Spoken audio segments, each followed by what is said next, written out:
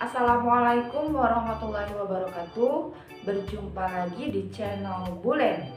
Di video kali ini saya akan bercerita, akan berbagi pengalaman tentang suka duka setelah dinyatakan lolos CPNS.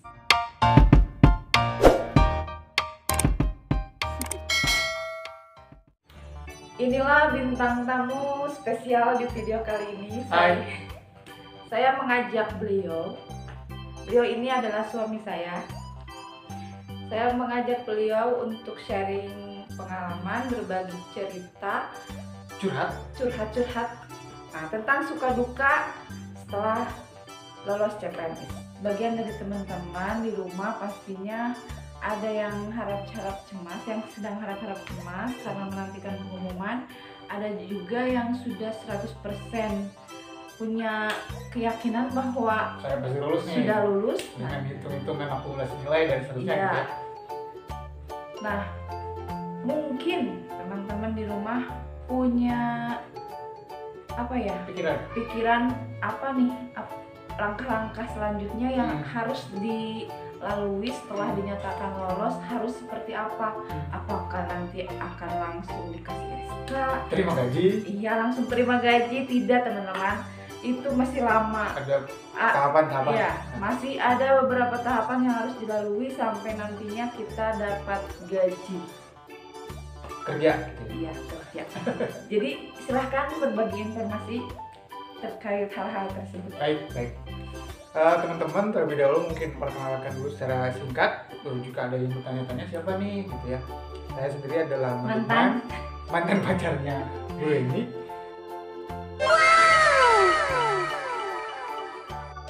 Mantan pacarnya Bu Eni, dan hari ini menjadi suami, ayah dari anaknya Bu Eni. Pada saat itu kita memang sebelum menikah saya sudah dinyatakan lolos pada tahun 2015. Pada saat itu dengan berbagai situasi gitu ya, lulus PNS itu menjadi sebuah kejutan untuk menambah keyakinan bahwa saya layak nih untuk menghadap kepada calon mertua. Dengan membawa predikat sebagai pegawai negeri, saya menjadi ada lebih tambahan untuk melamar Bu Eni menjadi istri saya. Baik, pada saat itu sekitar jadi kita ikut tes itu sekitar bulan Oktober tahun 2014, dan Desember akhir ada pengumuman. Januari kalau nggak salah. Januarian ya, Januari awal ada pengumuman. Itu pun tahu dari teman-teman yang lain yang mengucapkan selamat nih sudah dinyatakan lolos. Wah, masa, saya bilang, masa saya lolos, dengan berbagai ketidakpercayaan karena memang pada waktu itu menjadi pegawai itu masih sulit gitu ya. Image-nya masih jelek, bahwa masih banyak hal-hal yang tidak bisa dijelaskan pada kesempatan ini. Singkat cerita, saya membuka media sosial kepegawaian Kabupaten Pangandaran karena pada waktu itu saya melamar di Pemda Pangandaran. Pas dibuka, bener nih ada pengumuman resmi dari BHD gitu. Dibaca, ternyata pengumuman hasil SKB gitu ya, yang dinyatakan lolos setelah tes CPNS formasi umum. Nah, setelah itu kira-kira apa yang harus dilakukan, apa yang dilakukan setelah itu ya? Jeng gitu ya. Kita dinyatakan lolos. Histeris, walau itu serasa sesuatu kita seperti diberi apa gitu teman-teman, sesuatu yang membahagiakan sekali, seolah percaya tidak percaya. Benar nggak ini kita lolos dinyatakan pegawai negeri gitu ya? Dan pasti itu juga akan dialami oleh teman-teman di rumah nanti ya, ketika menerima dinyatakan pengumuman. lolos. Jadi tunggu Tanggal informasi. Tetapi perlu dicatat oleh teman-teman, jangan percaya pada kabar burung, harus berpegang pada informasi resmi dari instansi yang teman-teman lamar. Jadi udah dinyatakan lulus, bahagia sekali, luar biasa. Setelah itu fase kebahagiaan hilang, langsung berpikir, saya kan pada waktu itu masih kerja teman-teman, masih kerja di sebuah lembaga, masih mengabdi. Langsung berbagai pikiran itu berkecamuk di dalam otak saya. nih saya harus ngapain nih setelah dinyatakan lulus? Ya, apakah langsung Resign, langsung berhenti kerja? Sempat terpikir untuk begitu, udah mau berhenti karena setelah pengumuman dipikirnya langsung selesai tahapannya. Ternyata tidak, teman-teman. Jadi setelah dinyatakan lulus masih ada beberapa fase, masih ada beberapa tahap yang harus kita lalui. Pada waktu itu seperti itu. Entah sekarang seperti apa, tetapi sepertinya tidak jauh berbeda. Waktu 2019 juga sama seperti itu. Jadi setelah kita dinyatakan lolos, ternyata ada beberapa tahapan sampai akhirnya kita disumpah disumpah dan menerima SK. Yang pertama itu kalau nggak salah pemberkasan. Poin-poin pemberkasan ada di video sebelumnya. Itu syarat umum. Nanti akan ada syarat-syarat instruksional, apa maksudnya? Yang diinstruksikan tambahan dari panitia lokal atau instansi yang kita lamar. Jadi setelah dinyatakan lulus, bahagia boleh, tapi jangan berlarut-larut. Segera siapkan untuk menyelesaikan tahapan-tahapan berikutnya. Jadi ketika menerima pengumuman itu bukan berarti kita langsung kerja, langsung terima gaji, sehingga harus ada sikap yang tepat, ada pilihan-pilihan sikap yang tepat. Setelah dinyatakan lulus, jangan sampai kalian teman-teman buru-buru langsung resign karena saya udah kerja. Jangan dulu. Tunggu dulu informasi yang valid dari instansi yang teman-teman lamar. Soalnya tadi kan yang tahapan pertama itu ada pemberkasan. Nah, setelah pemberkasan itu ada tahapan selanjutnya. Nanti kan setelah kita pemberkasan itu ada yang namanya pengusulan NIP. Pengusulan NIP itu prosesnya lumayan juga. Jadi NIP itu keluar dari pusat. Di BKN kalau di BKN. Bayangkan seluruh Indonesia di sana, terpusat di sana pembuatan NIP. Jadi otomatis butuh waktu yang lumayan lama untuk penerbitan NIP. Bagi yang tempat melamarnya itu agak jauh dari tempat tinggal, itu harus disiapkan juga. Ada akomodasi, transport, kemudian tempat menginap harus direncanakan dari sekarang. Misalnya saya pada waktu itu dari Tasikmalaya, sedangkan melamar di Kabupaten Pangandaran, di Pemkab Pangandaran, sehingga butuh biaya akomodasi untuk melakukan pemberkasan. Karena pemberkasannya pada waktu itu manual. Nggak tahu sekarang, misalnya kalau sedang pandemi COVID bisa saja. Katanya bocoran informasi gitu. Ya, bocoran informasi. Katanya untuk tahun 2019 ini katanya pemberkasannya ada wacana mau di online atau daring gitu ya. Jadi kita nggak perlu datang langsung, tidak perlu datang langsung menyiapkan berkas fisik. Tapi itu belum valid informasinya, masih wacana. Jadi harus teman-teman menunggu informasi valid. Intinya setiap tahapan yang akan dilalui teman-teman jangan sampai percaya kepada kabar burung, tapi harus cari informasi yang valid. Gitu. Kita pada kesempatan ini hanya berbagi cerita. Barangkali teman-teman penasaran nih, setelah dinyatakan lulus itu kita mau ngapain gitu. Ini pengalaman kita. Barangkali tahun ini bisa jadi berbeda gitu ya. Saya tahun 2015 dan istri saya pada tahun 2018, tetapi tidak jauh berbeda tahapannya. Sehingga itu bisa dijadikan pijakan juga. Hampir sama, cuma beda teknis. Nah, balik lagi ke poin tahapan.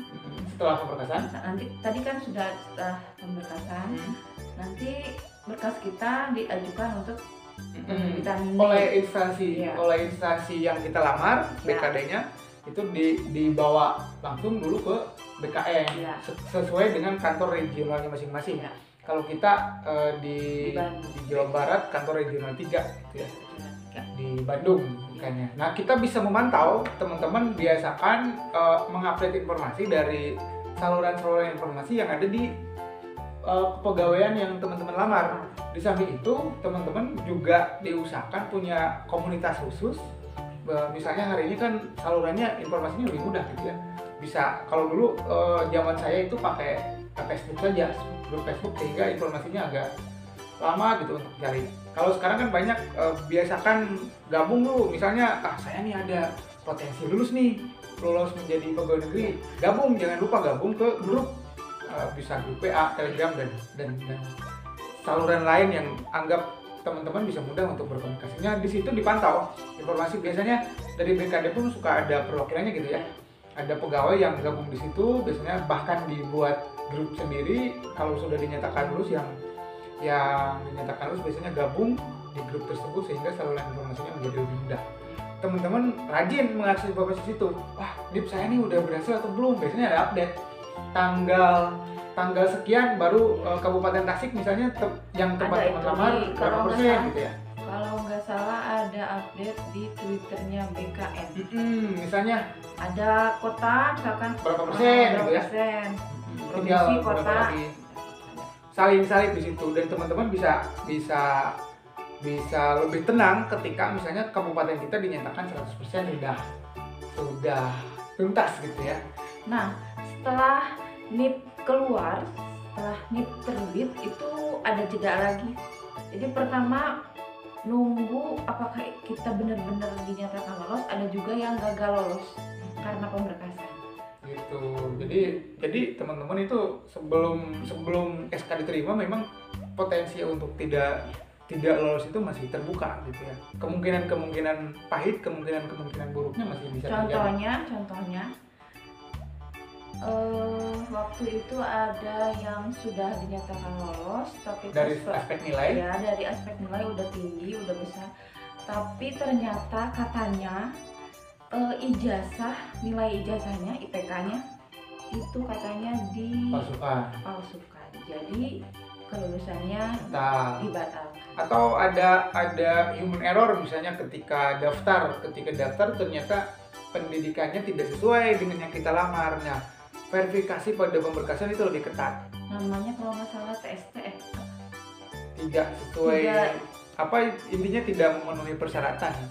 Misalnya pendidikan yang dibutuhkan itu tenaga apa, harusnya ijazahnya dijelaskan di aturannya apa, ternyata ijazah kita tidak cocok pas pemberkasan. Bisa jadi itu tidak lolos. Misalkan prodinya itu pendidikan ekonomi, tapi ternyata cuma ekonomi yang dibutuhkan. Beda kan itu pendidikan ekonomi sama ekonomi. Bisa jadi itu bisa jadi menghambat gitu ya. Bisa jadi dinyatakan tidak lolos. Gitu.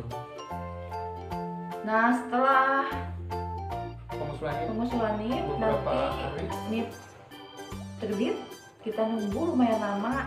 Menunggu NIP itu lumayan lama, jadi di sana juga kita galau takutnya NIP-nya tidak keluar gitu. Kadang-kadang biasanya ada yang iseng juga ya, wah atas nama si ini katanya nggak bisa dikeluarkan NIP-nya gitu, nggak bisa diterbitkan NIP-nya. Termasuk waktu pengalaman saya itu kan pengusulan NIP berhubungan dengan tempat tanggal lahir. Tempat tanggal lahir waktu itu masih kecamatan besar, sedangkan di format pendaftaran NIF itu nama yang tercantum itu harus kota atau kabupaten. Jadi lumayan ada ratusan, wah jangan-jangan kita nggak memenuhi syarat nih. Lumayan galau teman-teman. Tetapi intinya pas ngisi formulir pendaftaran NIF ya, itu harus paling teliti. Ketika dikonfirmasi harus teliti sekali. Gitu. Nah setelah dinyatakan turun NIF 100% kebutuhan kita, nunggu lagi dibuatkan SK oleh BKD tempat kita bekerja nanti. Jadi ditandatangani oleh pejabat pembina kepegawaian. Kalau di kabupaten berarti bupati. Kalau di kementerian menteri gitu ya. Kalau nggak salah itu lumayan lama juga sih. Itu. Menyita waktu untuk TTD, tanda tangan itu juga lama. Tetapi paling tidak ada limit waktunya sih kadang-kadang. Misalnya kabupaten mana nih udah dibagikan katanya gitu. Nah, udah. Setelah itu apa? setelah di proses penerbitan SK sudah selesai, nanti kita ada undangan, undangan resmi bahwa kita dikukuhkan akan diambil sumpah. Kalau sumpah beda lagi. Oh, beda lagi ya. Penerimaan SK dulu. Penerimaan SK sekaligus penerimaan SK CPNS sekaligus sumpah dengan surat penugasan. CPNS ada tuh. Ada sumpah CPNS. Kalau zaman saya tidak ada sumpah CPNS. Ada ya? Ada. Lupa lagi. Intinya diberikan SK CPNS plus surat tugas. Maksudnya gini, kita kan sudah dinyatakan lulus nih sebagai CPNS, tapi belum 100% teman-teman. Kita masih 80%. Jadi masih ada yang nyebut itu masih masa percobaan. Artinya bisa saja nggak diteruskan 100% di pegawai negeri. Jadi masih dianggap 80% pegawai. Termasuk nanti hak yang teman-teman terima gajinya pun baru 80% dari gaji pegawai negeri. Nah, kita menerima SK CPNS dengan surat penugasan. Kita ditugaskan di sana. Kadang-kadang ada juga yang berubah ketika melamar kita di satu tempat unit kerja, ternyata tidak sesuai misalnya ya, bisa jadi berubah itu tempat tugasnya. Nah, setelah itu perjalanannya masih panjang gitu ya. Tahap-tahapannya sampai kita bekerja menerima SK CPNS. Iya, diberi SK itu masih ada tahapan berikutnya. Nanti kita bahas pada video berikutnya. Jadi intinya untuk video kali ini kita udah berbagi cerita tentang suka duka setelah dinyatakan lolos dan tahapan yang akan dilalui. Yang pertama itu tadi pemberkasan, yang kedua pengusulan NIP, yang ketiga setelah NIP terbit itu pembuatan SK, dan yang terakhir nanti kita akan diundang untuk pembagian SK. Jadi kurang lebih ketika kita dinyatakan lulus, saya waktu itu bulan Januari awal, terbit SK itu bulan Maret tanggal 27 Maret. Jadi sekitar 3 bulanan. Oleh sebab itu jeda waktu 3 bulan itu saya kira lebih baik kita bekerja dulu di tempat kerja lama, kecuali misalnya kalau kita sudah punya inisiatif, punya kesibukan yang baru misalnya sambil beraktivitas gitu ya. Karena kalau tidak punya aktivitas nanti kita jadi pengangguran gitu ya. Mungkin demikian wawancara kita kali ini bersama ngobrol ya, tukar pikiran. Demikian video kali ini, semoga bermanfaat. Jangan lupa like, subscribe, dan share ke teman-teman semua. Terima kasih. Wassalamualaikum warahmatullahi wabarakatuh.